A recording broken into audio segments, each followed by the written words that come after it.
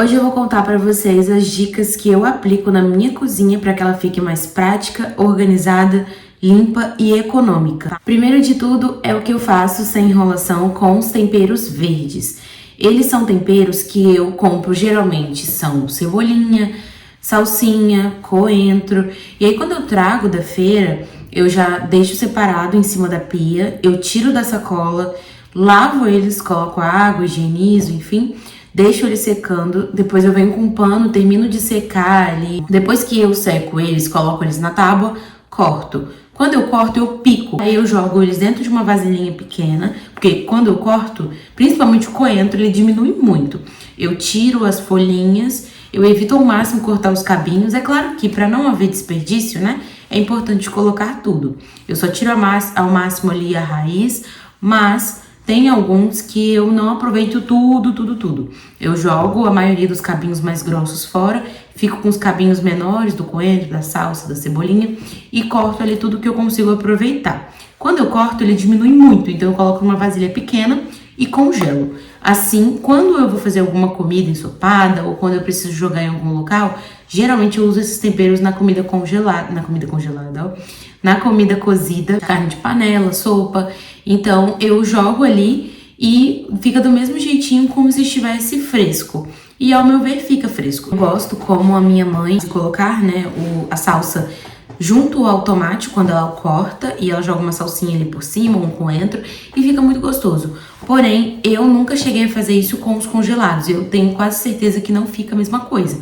Então testa primeiro. Se não der certo, deixa um pouquinho ali fresco para juntar na sua salada ou onde você prefere colocar fresco. E com as carnes eu utilizo a mesma lógica. Assim que eu chego, eu pego todas as carnes quando é possível ou à medida do tempo que eu for descongelando. Exemplo, o frango que vem na bandeja de 1 quilo e vem no peito. Eu não preciso cortar exatamente para tirar os ossos, né? Porque já vem sem osso, então eu só separo, eu corto da forma que eu quero. Um estrogonofe, eu faço ele picadinho, então eu já corto ele logo à medida que eu puder e congelo do jeito que eu vou utilizar. Ou eu congelo as porções, quando eu não tenho tempo de cortar tudo, e depois, quando eu descongelo, eu corto. Mas geralmente, o que eu costumo fazer é tirar as porções de cada dia que a gente vai consumir. Quando eu vou fazer um frango de dia e de noite, eu deixo 2 vasilhinhas ali separadas para o frango da noite ou para o frango da manhã. Ou o frango numa vasilha inteira para as 2 refeições. Eu sempre utilizo o frango durante esses 2 períodos. Se eu descongelar ele de manhã, eu vou utilizar até a noite, ele vai durar, não vai estragar. E à medida que eu vou dividindo essas porções, eu evito que haja o desperdício dos alimentos, porque quando eu não congelava ou quando eu deixava ali a porção muito tempo na geladeira, eu pensava, eu vou fazer. E aí eu esquecia, quando ia ver já estava estragado. Por esse motivo eu congelo tudo, ainda que você não tenha tempo para cortar tudo na hora que você chega do supermercado ou da feira. Congele. Assim que você puder, descongela, corta tudo, ou nem precisa esperar descongelar tudo, só corta ali à medida que você puder para não ficar tão duro para cortar. Depois você devolve para o congelador e só descongele a porção que você vai consumir naquele momento, para evitar desperdício. Os ovos, na terceira dica pra gente poder prosseguir, eu coloco na prateleira da minha geladeira. Na primeira, na segunda, na última, eu só não coloco na porta. Eu sei que as geladeiras hoje em dia vêm com aqueles recipientes para se colocar os ovos nas portas. Quando você abre a porta e na hora que você fecha, aquele movimento ali traz um atrito para os ovos. E isso pode fazer com que eles fiquem rachando, tenham mínimas fissuras, isso pode estragar os ovos. Quando você vai consumi-los, eles já estão ali com um pouquinho de bactéria, você não vê, mas ela está ali. Quanto menos balanço os ovos sofrerem, melhor para que eles não estraguem. Eu, por exemplo, tenho apenas 2 suportes de 6 lugares de ovos cada um. Na minha geladeira veio assim. Porém, esse suporte, ele é solto, né? Eu deixo na primeira prateleira, que é de fácil acesso e mais difícil de quebrar, porque eu tô vendo ali e dependendo do que for, eu não vou chegar tão próximo dos ovos com os outros utensílios que eu colocar. Quando eu chego da feira ou do mercado, eu costumo trazer 30 ovos, porque é a média que a gente costuma consumir aqui. Quando eu trago esses 30 ovos, só 12 cabem no suporte. Com os outros que sobraram, eu pego uma vasilha maiorzinha e eu coloco todos eles ali, também na prateleira, porque aí não vai ter o atrito com eles também, assim como os outros. E à medida que vai acabando o lugarzinho da dúzia, eu vou repondo da vasilha maior. Se de início só tem uma vasilha muito grande, a sua geladeira é pequena, eu aconselho você a cada vez que você for utilizar, tirar um pouco daquela vasilha e trocar por uma menor, porque aí você vai diminuindo o espaço que os ovos vão ocupando na sua geladeira. Mas eu também aproveito o espaço que fica acima dos ovos. Eu não aconselho muito vocês fazerem isso, pelo risco de cair e quebrar, mas a minha geladeira, como a gente mexe bem pouco, eu sei que não vai correr o risco de cair com tanta facilidade. Então eu coloco os ovos ali na dúzia e coloco 2 ovos em cima daqueles 6 ovos de cada recipiente. E eles ficam direitinho ali e não saem. Aí o restante eu coloco numa vasilha média ali, mais ou menos, que não vá atrapalhar o espaço da minha geladeira. Quando eu chego com frutas, legumes, enfim, eu já trago para casa e principalmente as frutas eu deixo em cima da pia, tiro do saquinho e já lavo para guardá-las higienizadas, porque assim elas não vão me tomar o tempo depois de higienizar cada uma, principalmente quando é o tomate, que eu utilizo em praticamente todas as minhas refeições e na hora que eu preciso utilizá-lo, eu já quero cortá-lo, para evitar de ficar sempre lavando na hora de fazer o alimento ali, na hora do almoço, da janta, quando estamos com mais pressa, às vezes eu utilizo a forma de higienizá-lo assim que eu chego da feira ou do mercado. Que aí quando eu pego ele já tá limpinho, é só cortar, no máximo passar uma aguinha ali pra tirar alguma poeira que ficou, ou uma possível teia de aranha, nunca se sabe. Corto ele e já jogo no local para ele poder cozinhar junto com o restante dos alimentos. Como funciona o alface aqui em casa? Quando eu chego com ele, geralmente ele tava pequeno uns dias atrás, mas da última vez ele veio muito grande. Quando eu trago o alface, eu já deixo separado numa sacola, porque eu não lavo as folhas quando elas são alface, repolho, essas coisas.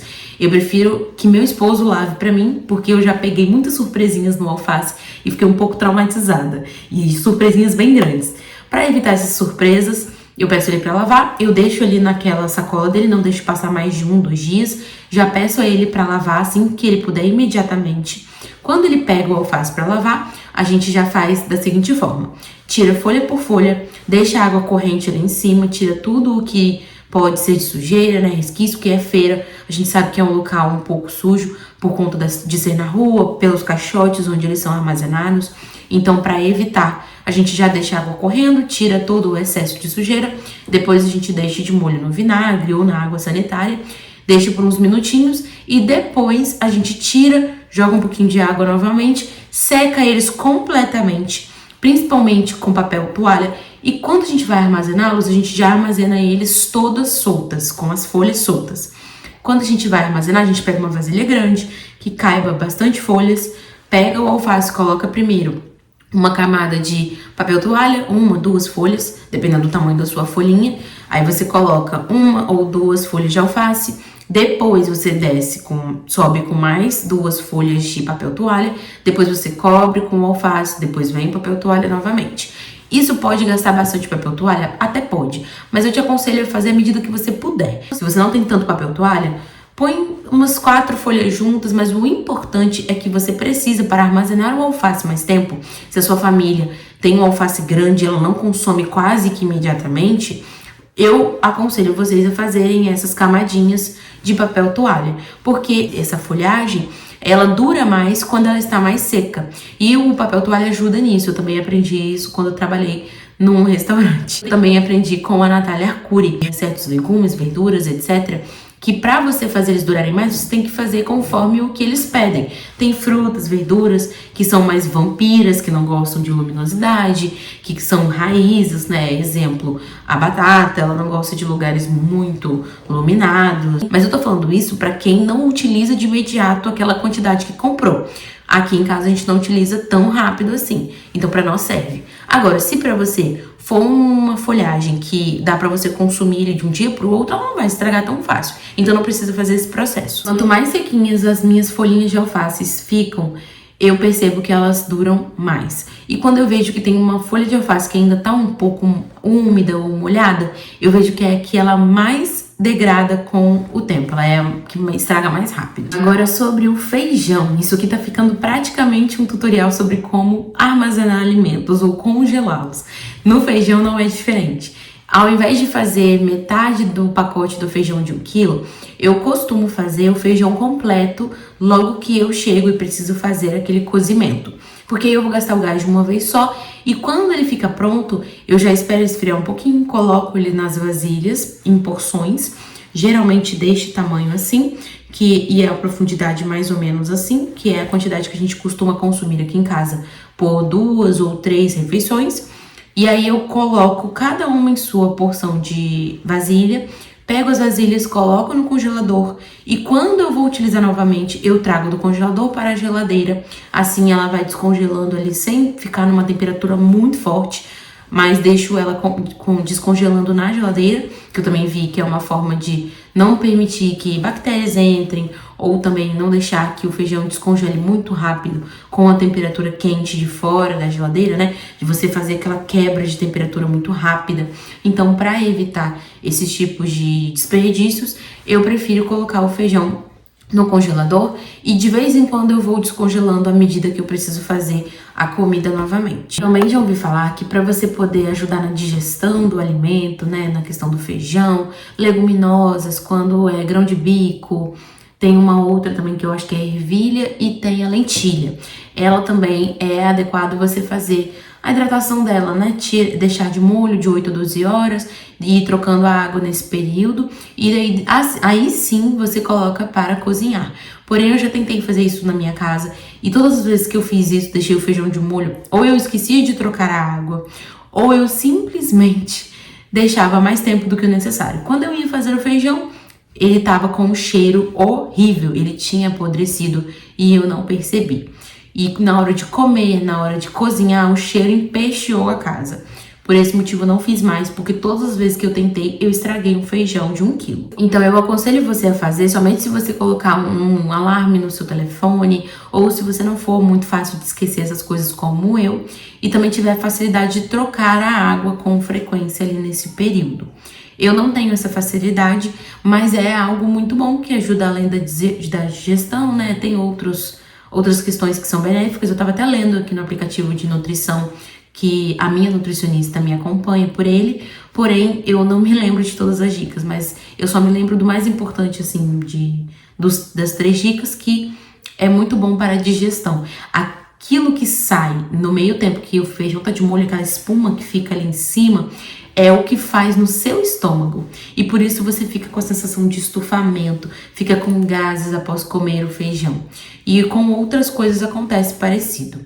Gente, o vídeo ficou muito longo, por esse motivo eu vou deixar a segunda parte para depois. Eu espero que vocês tenham gostado, que eu tenha ajudado vocês de alguma forma. Eu queria ter feito um vídeo mais participativo na cozinha, porém eu vou precisar um pouco de ajuda para poder gravar, porque do jeito que tá aqui é mais complicado mostrar, senão a câmera fica movimentando muito, então não acho tão legal assim. Comentem aqui se vocês estão interessados na parte 2 e se esse vídeo te ajudou de alguma forma. Curte, compartilha com quem precisa. Não se esqueça de ficar por aqui e se inscrever no canal, porque essa semana eu estou trazendo ótimas dicas para vocês.